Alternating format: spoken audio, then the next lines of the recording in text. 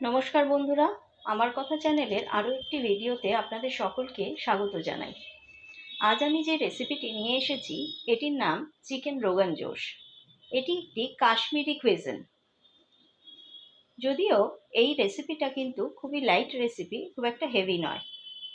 এই রেসিপিটা বানানোর জন্য আমাদের খুব ঘরোয়া ইনগ্রেডিয়েন্টেরই প্রয়োজন, খুব বেশি বাইরের কোনো ইনগ্রেডিয়েন্টের দরকার নেই।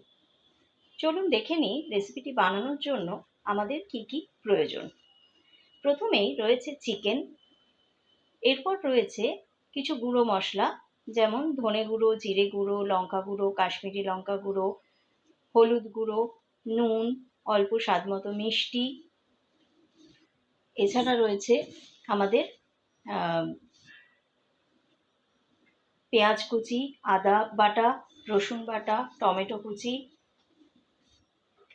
আর রয়েছে দুটো শুকনো লঙ্কা জলে ভেজানো, গোটা গরম মশলা গুঁড়ো, টক দই, অল্প ফ্রেশ ক্রিম গার্নিশিংয়ের জন্য, আর রয়েছে বাটার 1 চামচ এবং 2 চামচ সাদা তেল।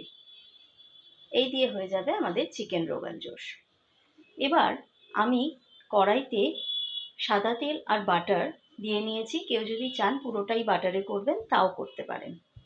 সাদা তেল আর বাটার গরম হয়ে গেলে তার মধ্যে দিয়ে দিচ্ছি জিরে ফোড়ন, তার মধ্যে পেঁয়াজ দিয়ে হালকা একটু সটে করে তার মধ্যে দিয়ে দিচ্ছি চিকেনটা।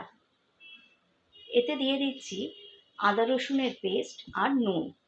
এই দিয়ে ভালো করে নাড়াচাড়া করবেন হাই ফ্লেমে। দেখবেন চিকেন থেকে জল বেরোতে শুরু করলে 5 মিনিটের জন্য এটাকে ঢাকা দিয়ে রেখে দেবেন। তারপর দিয়ে দেবো টক দই। আঁচ বাড়িয়ে টক দইটা দেবেন। টক দইটা দেওয়ার সঙ্গে সঙ্গে দেখবেন চিকেন থেকে অনেকটা জল বেরোতে শুরু করছে। টক দই দিয়ে ভালো করে নাড়াচাড়া করে ঢাকা দিয়ে রেখে দেবেন মিনিট 10। তারপর ঢাকা খুলে এর মধ্যে আমরা দিয়ে দেবো টমেটো এবং শুকনো লঙ্কা একসঙ্গে বাটা। মিক্সিতে একসঙ্গে টমেটো আর শুকনো লঙ্কাটা বেটে নেবেন। এর মধ্যে বাকি গুঁড়ো মশলা সব কিছুই অ্যাড করে দেবো। ভালো করে এটাকে জোর আঁচে এবং আঁচ কমিয়ে বাড়িয়ে ভালো করে এটাকে কষাতে হবে। ঢাকনা দিয়ে মাংসটা সেদ্ধ হওয়া অবধি ওয়েট করতে হবে। এই অবস্থায় যদি একটু জলের প্রয়োজন হয় জল দিতে পারেন অল্প। মাংস সেদ্ধ হয়ে গেলে ওপর থেকে অল্প চিনি দিতে পারেন। যদি কেউ মিষ্টি একটু পছন্দ করেন তবেই চিনিটা দেবেন, নইলে এটা স্কিপ করতে পারেন চিনিটা।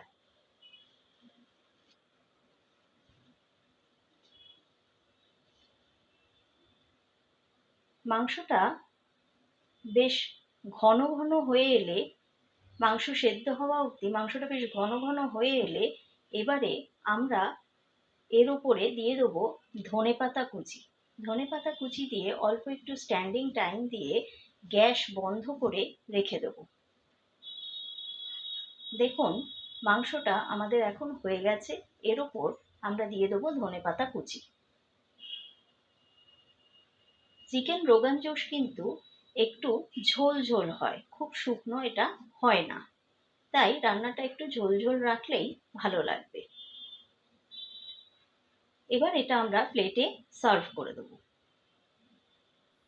আমি এখানে প্লেটে ধনেপাতা কুচি এবং ওপর থেকে ফ্রেশ ক্রিম দিয়ে সার্ভ করেছি।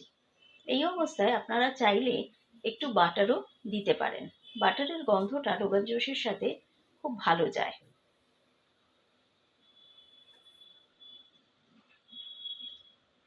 তাহলে রেসিপিটা আপনাদের কেমন লাগলো অবশ্যই কমেন্ট করে জানাবেন।